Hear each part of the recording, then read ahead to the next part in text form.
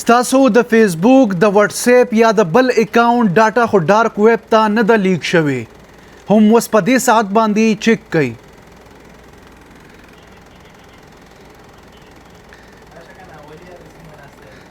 ښه وطنوالو دا تاسو صرف په دوه درې کلیکه باندې چیک کولی شئ چې ستاسو د اکاونټس ډاټا خو چېرته هیک شوې یا لیک شوې نه ده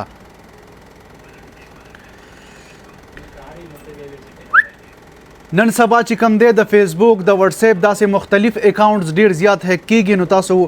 هر ټایم نو